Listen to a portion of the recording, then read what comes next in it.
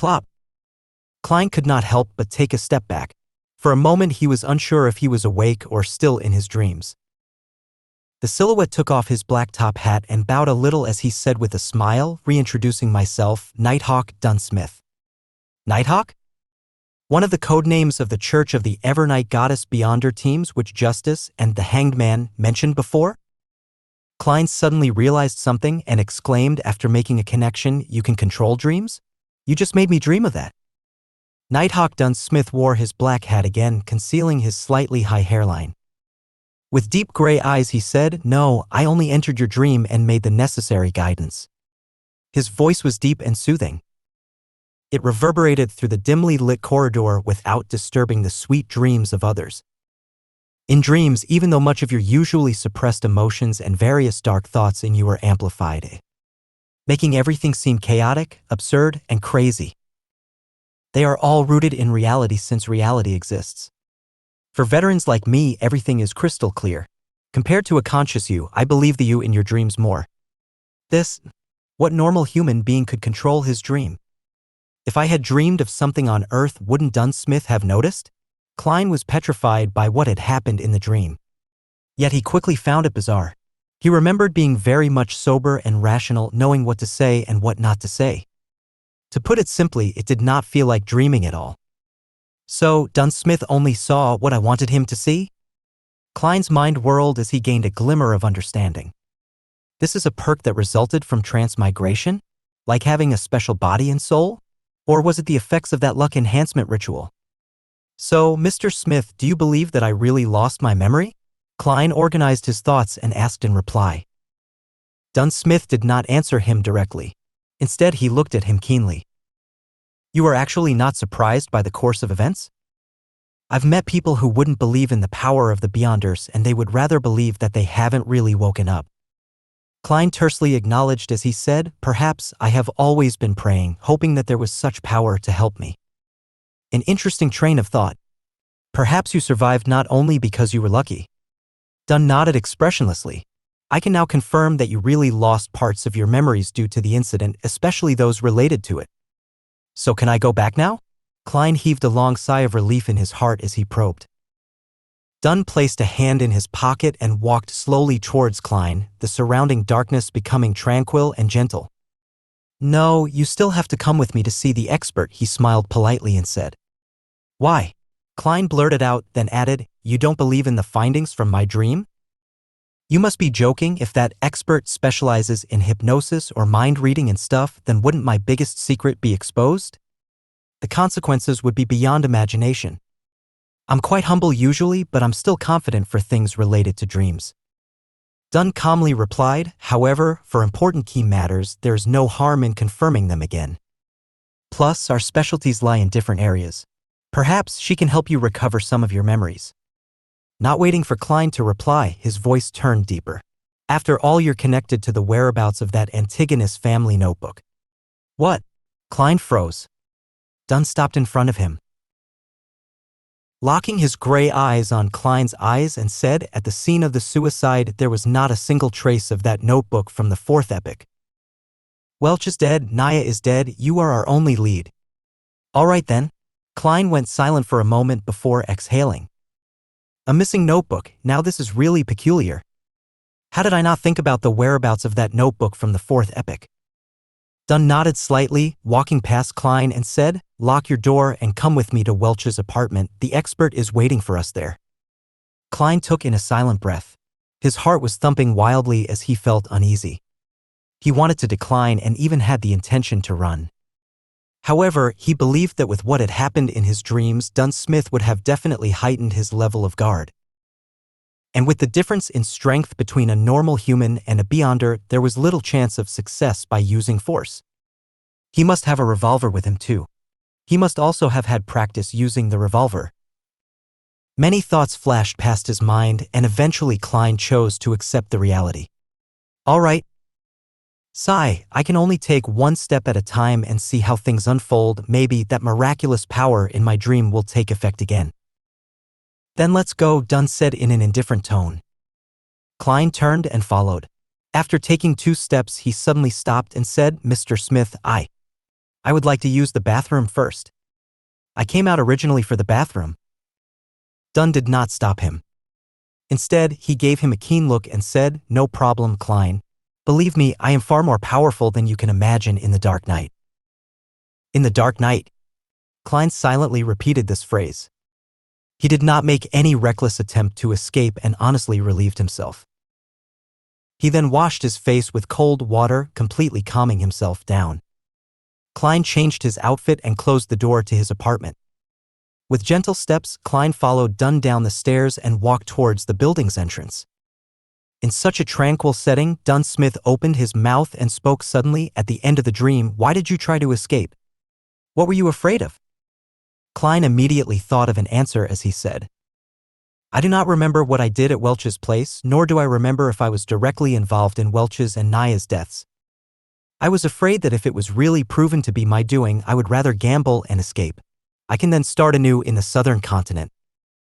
I would have done the same if I were you," Dunn said as he pushed open the door to the building, letting in the cool midnight breeze to disperse the sweltering heat inside. He was not afraid of Klein running away as he got on the carriage. It was exactly the one Klein had dreamed of. A four-wheeled carriage drawn by a single horse and the carriage driver. There was also the police emblem of double-crossed swords that clustered a crown carved onto the side of the carriage. Klein followed into the carriage. Inside, there was a thick carpet laid out and the place was filled with a soothing fragrance. Having sat down, he looked for a topic to probe for more information. "Mr. Smith, what if and I mean if the expert confirms that I have really forgotten a part of my memories? And that there is no other evidence which points to me being the perpetrator or a victim, would this be over?" "In theory, yes. We will try to search for the notebook through other means. As long as it exists, it can be found. Of course. Before that, we will have to make sure you are not cursed or have any scent of cacodemons and that there are no related psychological problems lingering. We must ensure that you can embrace the rest of your life peacefully and healthily." Dunn Smith had a smile on his face, a rather unusual smile. Klein caught on to this point keenly and promptly inquired, "In theory?" "Yes, only in theory. In this field of work, there are always twisted, unorthodox, and inexplicable things happening." Dunn looked Klein in the eye and said, "Their continuation or end are not what we can foresee or control at times." "For example?" Klein actually felt frightened for a moment. The carriage sped through an almost empty street. Dunn took out his tobacco pipe and sniffed it, saying, "When we believe that things have come to an end with everything going back to normal, it would resurface in a terrifying, chilling way. A few years ago, we handled a case regarding an evil cult. They did live sacrifices to please an evil god by making followers commit suicide. When one of the followers was chosen, his survival instincts triumphed over his foolishness, twisted beliefs, and psychedelic drugs. He secretly escaped and reported to the police. The case was handed over to us. It was a very small mission since there were no Beyonders in that cult. The deity they worshipped was actually randomly thought up by their leader merely for the sake of money and satisfaction. Humanity was lost there. We only used 2 members coupled with the support from the police to suppress this cult.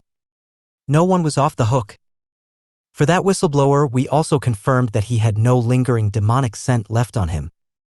He was not cursed and did not suffer any mental disorders. He didn't have any personality problems or any other irregularities, nothing. Later, he got a decent advancement in his career, got married to a very good wife, had a son and a daughter. His dark past seemed far away from him. The horror and bloodshed seemed to have completely vanished. At this point, Dunn Smith gave out a laugh and said, "Yet in March this year, despite being in good financial health and having a loving wife and adorable kids, he strangled himself to death in his own office." The crimson moonlight outside the carriage window shone upon Dunn Smith. At that instant, his seemingly self-derisive smile made Klein feel unspeakably horrified. Strangled himself to death. Klein drew in a gasp of cool air silently, as if seeing his own tragic end. "Even if I escaped it once, it might just be temporary? Is there any way to resolve this completely? Become a Beyonder to fight it?" The carriage returned to silence. Countless thoughts welled in Klein's mind. Under an awkward silence, the carriage traveled for a long time at high speeds. Just as Klein made up his mind to consult Dunn Smith for any solutions, the carriage came to a halt. "Mr. Smith, we have reached Welch's apartment." The carriage driver's voice was heard. "Let's get down." Dunn straightened out his black coat that reached his knees. "Oh, let me introduce beforehand, the official disguise of the expert is the most renowned spirit medium of Awa County." Klein suppressed his other thoughts and asked curiously, "Then what is her actual identity?" Dunn half turned his body and turned his head back. With his abstruse gray eyes he said, "A true spirit medium."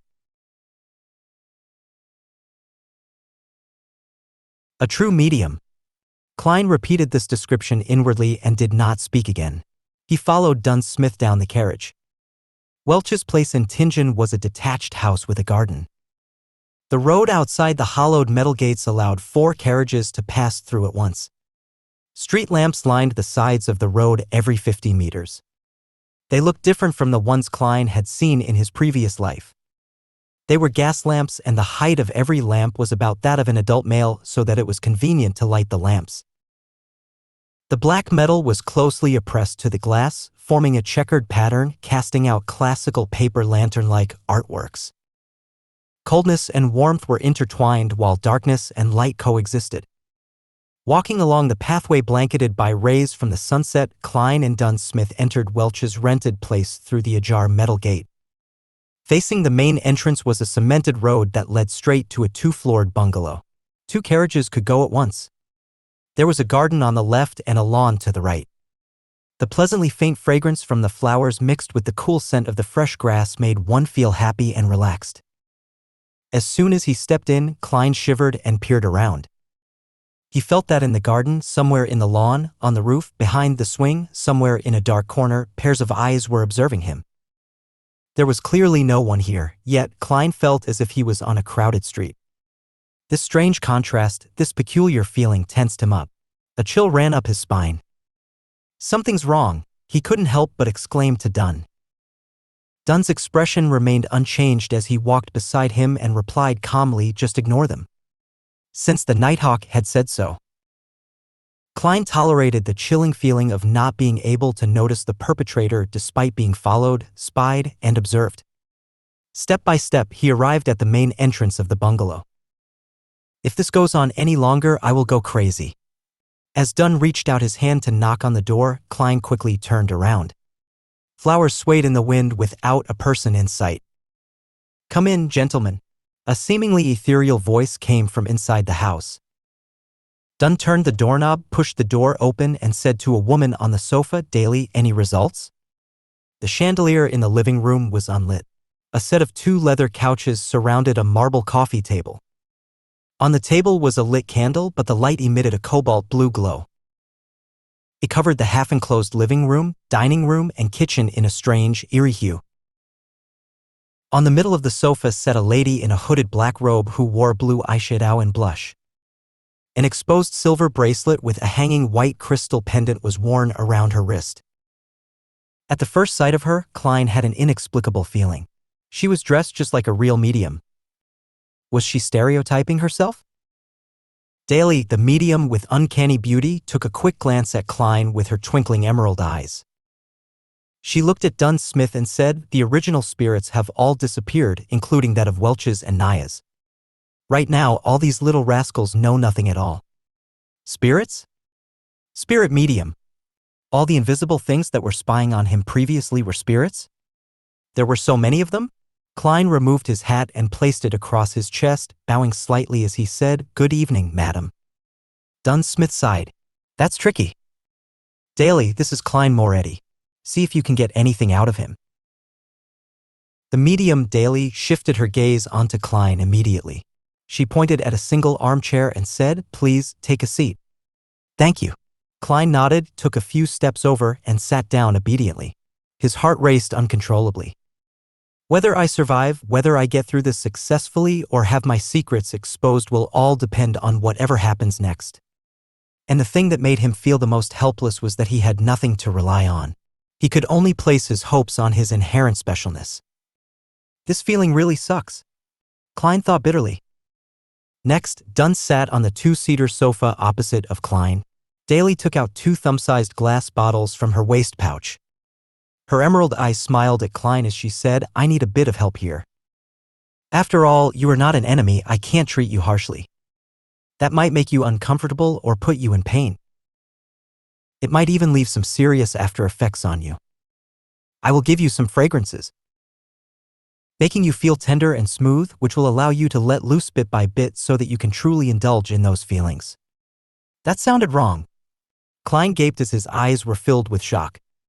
Seated across him, Dunn laughed and said, "Don't be weirded out. We are different from the fellows from the Church of the Lord of Storms. Here, the ladies can also verbally tease men. In this regard, you should be able to understand. Your mother was a devout believer of the goddess. You and your brother used to attend Sunday school at church. I understand. It's just that I never thought that she would be such a. Klein gestured as he could not find the right words. He almost blurted out the direct translation for veteran driver one. Dunn curved the corners of his mouth up and said, "Don't worry. Actually, Daly seldom does this. She just wants to use these methods to calm you down. She prefers corpses over men." "You make me sound perverted," Daly interjected with a smile. She opened one of the little bottles and dripped a few drops onto the bright blue candle flame. Night vanilla, slumber flower, and chamomile all distilled and extracted to form this aromatic floral essence. I call it amantha, it means tranquility in the Hermes language. It smells really amazing. As they chatted, the candle flame flickered, evaporating the floral essence and filling the room with its aroma. A beautifully enchanting aroma found its way into Klein's nostrils. He no longer felt tensed up. He was instantly calm as if he was gazing into the darkness of the silent night. This bottle is called the Eye of the Spirit. Barks and leaves of drago and poplar trees are sun-dried for 7 days and decocted thrice. Then they are immersed in Lanti wine. Of course, there would be several incantations while we're at it. As Daly described the liquid, the amber substance dripped onto the cobalt blue candle flame. Upon smelling the ethereal scent of the aromatic wine, Klein noticed that the candle flame was dancing wildly. The luster of Daly's blue eyeshadow and blush shone oddly to the extent of him seeing double. It is a great helping hand for mediumship. It is also a floral essence that is sufficiently enchanting. As Daly explained continuously, Klein felt as if her voice was coming from all around. Bewildered, Klein looked around and realized that everything was swaying and in a blur. He felt like he was shrouded by layers and layers of fog. Even his body was swaying as it phased away before he began floating and then losing his balance. Colors blended like an impressionist painting. The reds were redder, the blues were bluer, and the blacks were blacker, appearing more defined than usual. It was dreamy and hazy. Distinct murmurs from the surroundings came through as if hundreds and thousands of people who could not be seen were debating. This feels similar to the luck enhancement ritual I did before, but without the kind of madness that makes your head feel like exploding. Klein looked around and thought questioningly. At this moment, his vision was locked onto a pair of eyes that were crystal clear like emerald. On a blurry sofa sat Daly in a black robe. Eccentrically, her gaze concentrated on the tip of Klein's head. She smiled and in a gentle voice said, "Let me properly introduce myself. I am the spirit medium, Daly. I can still have rational thoughts. It's like when I was at that luck enhancement ritual and that gathering." The thought crossed Klein's mind as he intentionally behaved muddled and said, "Hello there."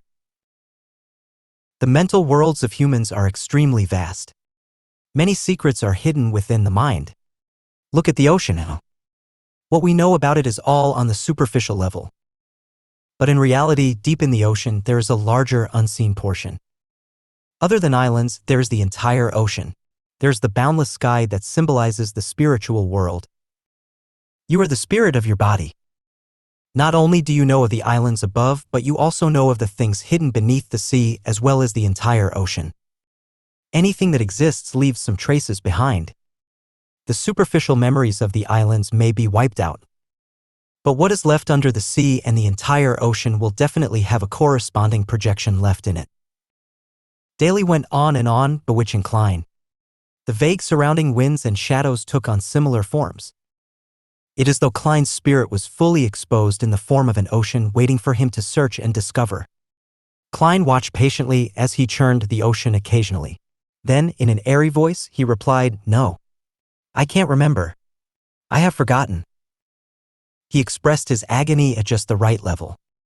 Daly tried to guide him once again, but the clear-headed Klein was unaffected. "Okay, we shall end here. You may leave." "Leave? Leave?" The airy voice lingered and Daly disappeared. The wind and shadows began calming as the ethereal smell and subtle scent of the aromatic wine became more distinct again. The colors returned to their normal state and the fuzzy feeling was no longer around. Klein's body quivered and he found his balance again. He opened his eyes, which he had no memory of closing, and noticed that the candle with the bright blue flame was still before him. Dunn Smith was still resting comfortably on the couch. Same for Daly with the black hooded robe. "Why did you use the theory that belongs to that bunch of evil madmen, the psychology alchemists?" Dunn furrowed his eyebrows and stared at Daly. As Daly put away the 2 little bottles, she replied calmly, "I think it's pretty accurate. At least, it corresponds with some of the things I've made contact with before." Without waiting for Dunn's reply, Daly shrugged and said, "This tricky fellow did not leave a single trace behind." Upon hearing this, Klein heaved a huge sigh of relief. Pretentiously, he asked, "Oh, it's over? What happened? It felt like I just took a nap." "That was a pass, right? Thankfully, I had the luck enhancement ritual as a rehearsal." "Just take it as such." Dunn interrupted him and looked at Daly. "Have you examined Welch's and Naya's bodies? The corpses can tell us a lot more than you can imagine. It's such a pity that Welch and Naya had indeed committed suicide. So, the force that drove them to it is to be feared. Not a single trace was left behind." Daly stood up and pointed at the candle. "I need some rest." The cobalt blue glow vanished and the house was instantly inundated with a blurry shade of crimson. "Congratulations. You can return home now. But do remember, do not reveal this incident to your loved ones. You have to promise this," Dunn said as he led Klein to the door. Surprised, Klein asked, "Is there no need to examine the curses or the trails left behind by the evil spirits?" Daly didn't mention anything about it, so there's no need for it, Dunn answered simply. Klein calmed down. As the thought of his previous worries came to mind, he asked hurriedly, "How can I be sure that I will be free from trouble from now on?" "No worries." Dunn twitched his lips and said, "Based on statistics of similar incidents in the past, 80% of the survivors of the incident do not experience any horrifying after effects." "Yeah, this is based on what I know, roughly, more or less." "Then there's still 1/5 of those poor souls." Klein did not dare to try his luck. "Then you can consider joining us as a civilian staff. This way, even if there are any precursors, we can discover it in time," Dunn said casually as he approached the carriage. "Or simply become a beyonder. After all, we are not nannies. We can't babysit you all day long and even watch what you do with women." "Can I?" Klein questioned the statement. Of course, he did not expect much. After all, how was it even possible to be a part of the Nighthawks so easily and obtain the power of the Beyonders? That was the power of the Beyonders. Dunn paused and turned his head sideways to look at him. "It's not that you can't. It depends." "What?" The transition in his words shocked Klein. Klein stared blankly beside the carriage before answering, "Really? Who are you kidding? Is it so easy to become a Beyonder?" Dunn laughed lightly, his gray eyes were hidden in the shadow of the carriage. "You don't believe me, huh? Actually, when you become a Nighthawk you lose a lot. For instance, freedom. Even if we don't talk about this now, there is another issue. Firstly, you are not a member of the clergy, nor a devotee. You can't pick whatever you want or choose the safest approach.